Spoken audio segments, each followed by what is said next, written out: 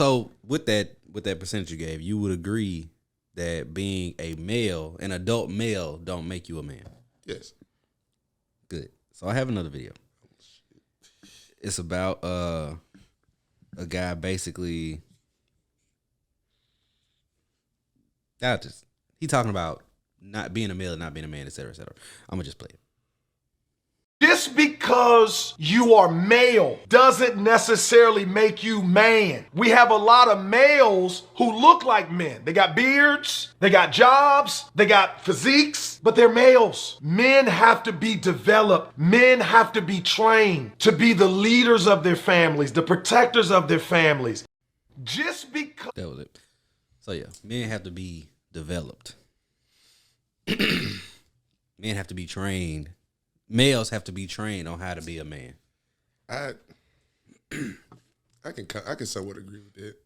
I feel like a lot of this shit is just human nature. Elaborate. So, like, all right, protection, right? So, if shit pop off, like, I feel like with me, it's always fight or flight, therapy and all that shit. So, you got to get a girl that can match that, right? So, like, I feel like if you got a girl that, she ready to fight, you ready to fight, you hear guns pop off. That's not a good match. That's not a good match. But I also feel like, if shit pop off, like, I ain't going to say I'm the toughest nigga out there. Like, I'm going to make sure shit's straight, you know what I'm saying? But I ain't going to put myself in dumbass situations. Right. But if it's my girl, right? All right, cool. You know what I'm saying? Shit pop off. I'm going to make sure she's straight before I just take off. Right. Just like I tell her, like, if niggas ever break into this house, like, shit, you just stay in the bed and I'm popping off. Like, it ain't no questions. Yeah. But, I mean, I guess you do got to teach some niggas that because they'll just run. So, I do agree that protection, for most people, is human nature. Yeah. But when it comes to being a man, the two things, we got a lot of roles in our relationships and our dynamics, but the top two is protector, provider. Yeah. And I think, if you get in a relationship or you start dating or whatever, your mind automatically goes to protection. Yeah. or you already know, most people already know as a man, I'm gonna make sure my girl's straight. At least you should. Yeah. At least you should. But I think where the training comes in is providing and making tough decisions, like man decisions, right? I'm gonna elaborate on it. So providing, right? A lot of men, black men, grew up single mama or raised by their grandma or whatever. Right. But raised by mostly women. Yeah. Which means that women mostly provided for you. Yeah. So if you don't see a man as a father figure, like, niggas played sports and had different coaches and shit, but a lot of times you just with your coach during practice, during games. So, yeah, you can look up to him, but he ain't really teaching you no real, like, life lessons unless you just got that kind of relationship. Yeah. So if you don't have an example of a man taking care of, providing for the family, making decisions that may be hard decisions, that might not be popular decisions, but they best for the family. Okay. If you don't have those type of examples, then you are somewhat lost as you mature in your age. I can see that. I'm not disagreeing with it. I can see that. I still think, though, like, a lot of that, how can I put it? Even the people that have a single household, single mother households, or single father for that matter, you know what I'm saying? I mean, I still think there's a level in there of, you might not have seen your coach or, your teacher or nothing like that. I don't know how far down the line, but you done seen, like, I don't know, I guess you got an older cousin that you see out here, doing what he do, or you got like an uncle or something that you see what he doing. Not saying everybody just has a father figure, but it's somebody that you can. It's somebody there that you can that you have seen. Because I mean, I've seen motherfuckers that have both parents, you know, the single dad provide for them, you know, do all this type of shit, all this shit.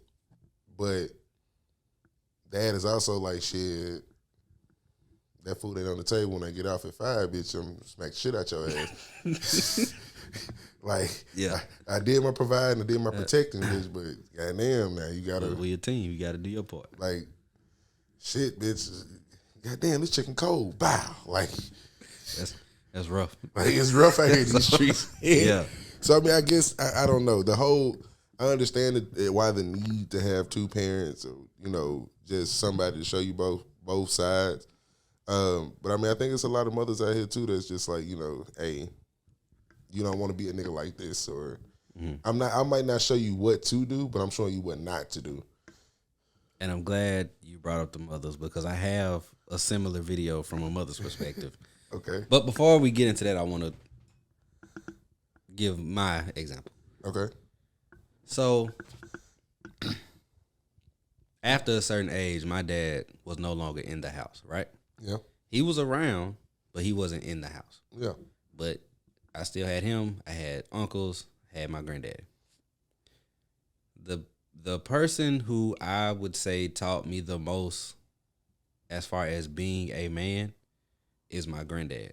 Yeah. But it's not a thing of making decisions for the household, taking care of the wife and all of that. Like, I saw some of that, but his shit was like, as a man, being useful. You got to know how to cut the grass. You got to know how to do labor. You got to know how to fix certain shit. Yeah. To be useful. Yeah. In your house. That wasn't the mess. I was doing the shit because he wanted me to do it. Yeah. It wasn't like I'm teaching you this for your family type shit. But anyway, it's transferable skills. Okay. But as I've gotten older and dealt with like women and been in relationships, I've noticed in looking back, I've been in position to make man decisions that probably would have saved the relationships in the long run that I did not make. And then looking back on it, it's like, damn, like I could have just done this and it would have worked out. Or it may have worked out. It would have helped it. So I want to start off by saying, when you look back on it, are you looking back on it at 12 a.m. or 12 p.m.? Both. I spend a lot of time in reflection. So I reflect a lot. Those times matter because no, that's definitely true. That's definitely true. Because I mean damn, I really do miss it right now. Yeah, but then it'll be like, I could be at work, during my break or something, and it'll just kind of pop in my head, or I'll see someone else going through something similar. It's like, damn, I could have. Yeah, that kind of that situation. Yeah, I could have handled that better. I mean, all right, so I gotta be that nigga. Go ahead, brother. As the nigga that's, I guess you could say, in transition in life, not gay. Gotta make sure that thing. It's a lot of decisions I had to make, like even leading up to like this marriage, right? Because for people that don't know, there's nothing that happened to me getting married.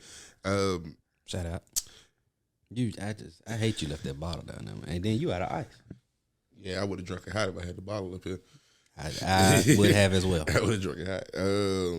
After this topic, I'm gonna go get that. I'm gonna get that bottle. That's a bit. So, I guess the biggest thing about that is like it's a lot of decisions I didn't think I could make, or decisions I thought I wanted to make until I had the right person. Prime example. I didn't propose until we were 6, maybe 7 years in. Yeah. And she was throwing hints, that she ready. She ready. Yeah. But I mean, women also like, men got to go through a lot more vetting to see if a motherfucker really just want to put that ring down. You know what I'm saying? Yeah. So, it is what it is on that. And some people would disagree on that, but go ahead. Listen, that's a whole different conversation. Go ahead.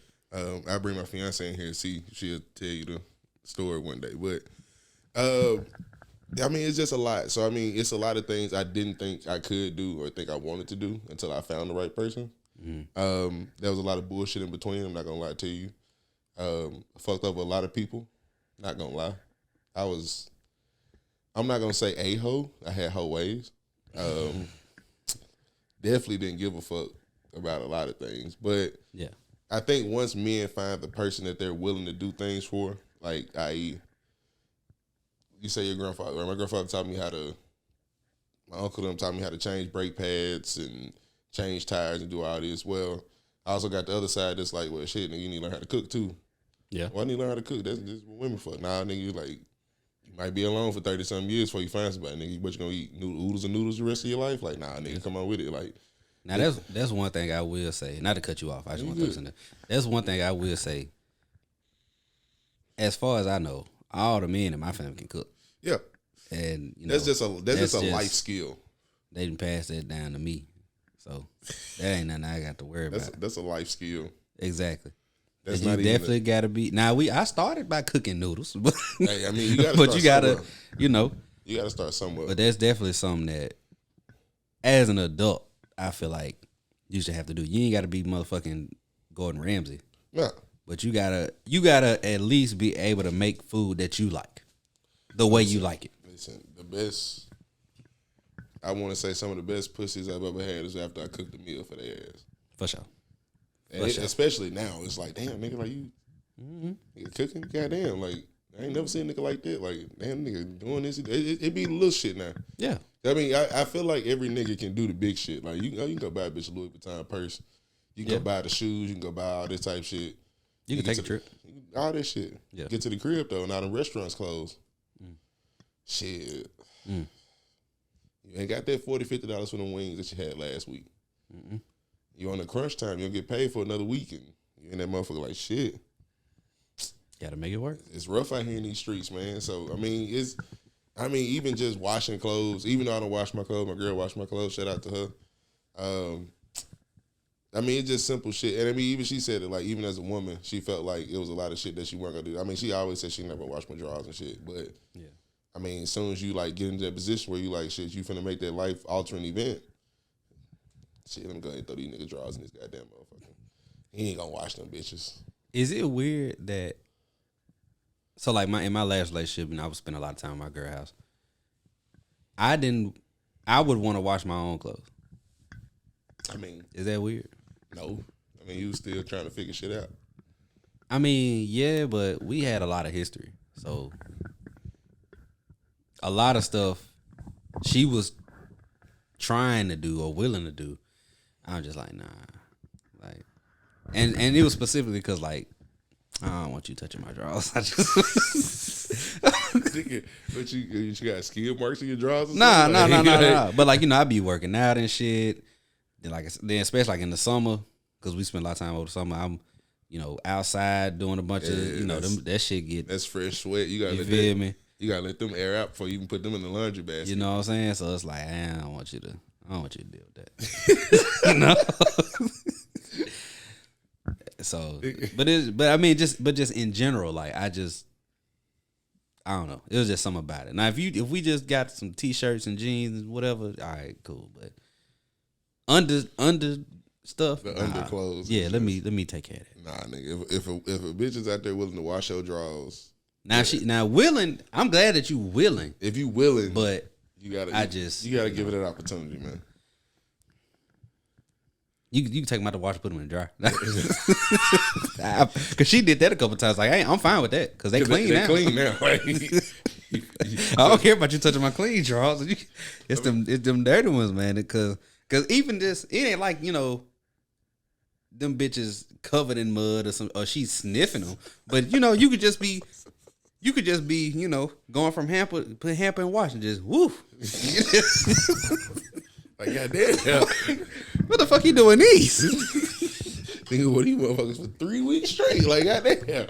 You know what I'm saying? I could have just been working out in the yard or something that day, but it's, you know, I don't know. I mean, it's a level of, damn, like, I ain't gonna lie, the first couple times she washed my clothes, it was like in the middle of the back of my mind, like, damn. Yeah. I don't want to give her the worst ones to wash. Like, You know what I'm saying? like I don't need her to get the white towels. Like, Yeah.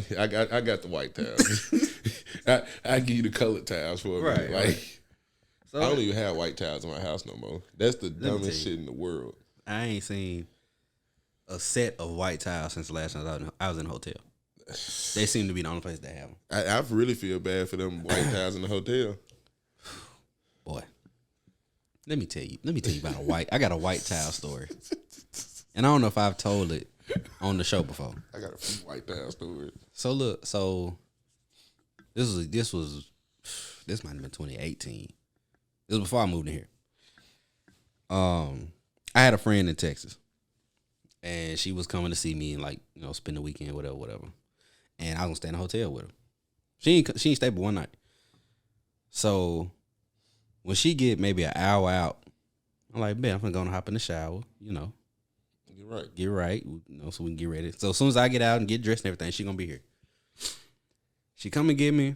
I shower, you know. She come and get me. We go to the hotel, drop the stuff off, and then like we went like to the movies or something. We went to like the movies and got ice cream or some shit out in Pearl. Then we got rallies on 80. Shit. But she's staying at the Drury. Anyway, so I like the Drury. The Drury, it's cheap, but it's decent. The Drury on what? On Carolina. Shit. It's hood, but like it's ratchet, but it's decent. It was at the time. I remember when they first built that motherfucker. We was like, yeah, we got a new hotel. Yeah. Nah. This like one owner away from being a whole house. Well, I will also agree with that. So anyway, now keep in mind, all we did was movies, ice cream, rallies, back to the hotel. Okay. Spent most of the time in the car. Okay.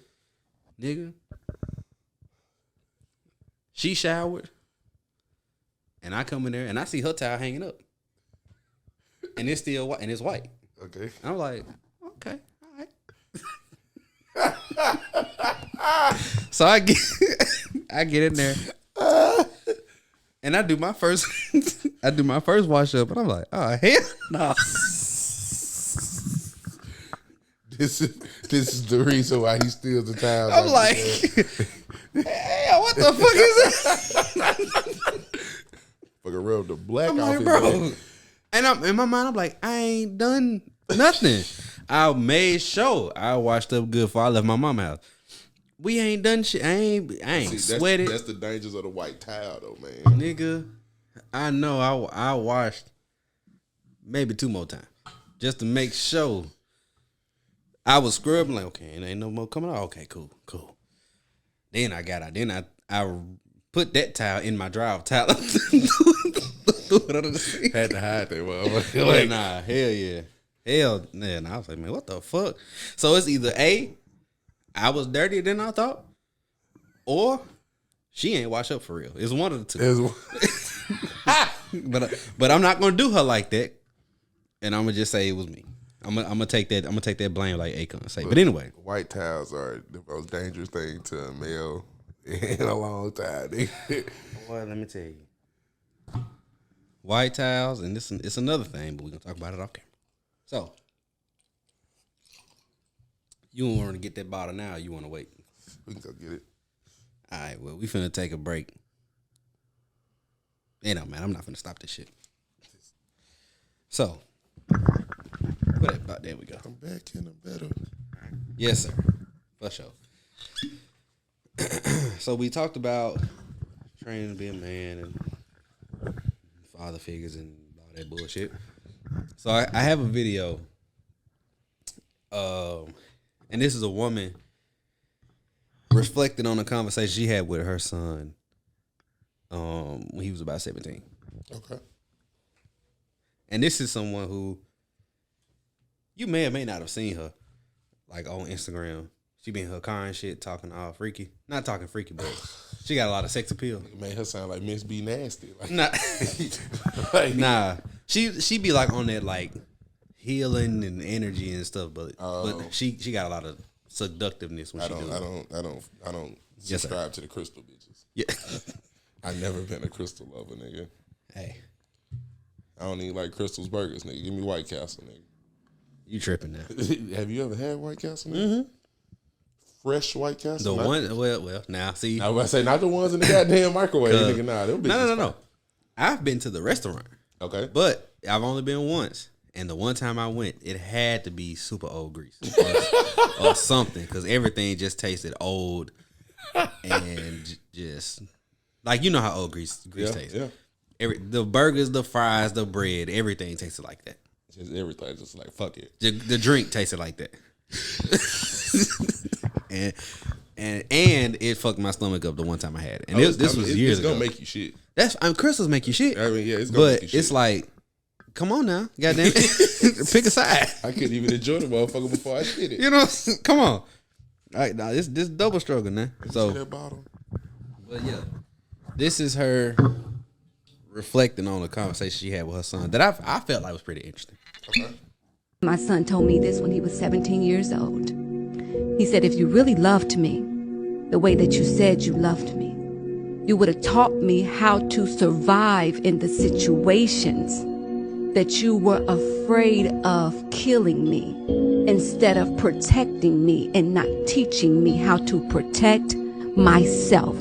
And that is what happens when mothers think that they can raise men. We don't teach them how to protect themselves the way that a man teaches a man how to protect himself. What we do is we coddle them, and we become this wall of security that come crashing down when they get to smelling themselves and they in their 18s and 19s, and now he can't live in your house no more, and you send him out into the world unprotected, and that's why he resents you.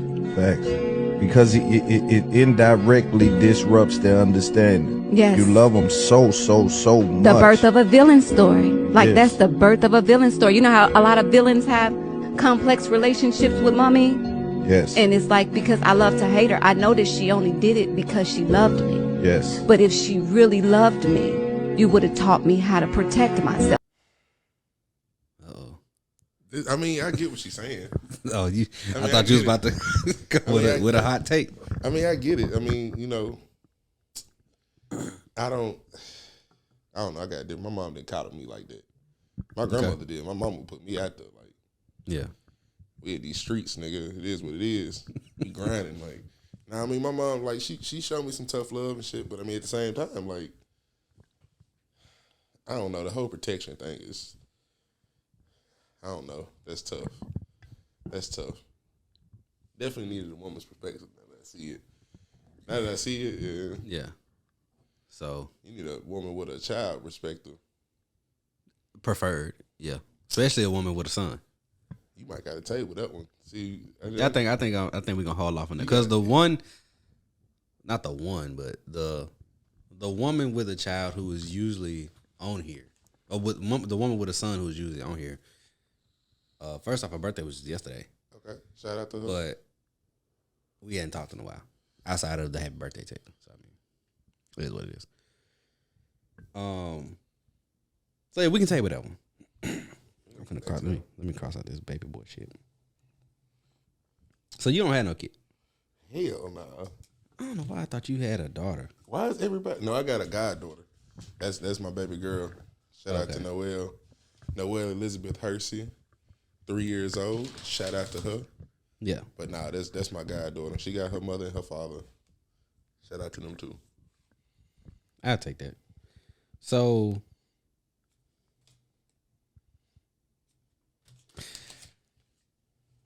and now, folks, it's time to say goodnight. We sincerely appreciate your patronage and hope we've succeeded in bringing you an enjoyable evening of entertainment. Please drive home carefully and come back again soon. Good night.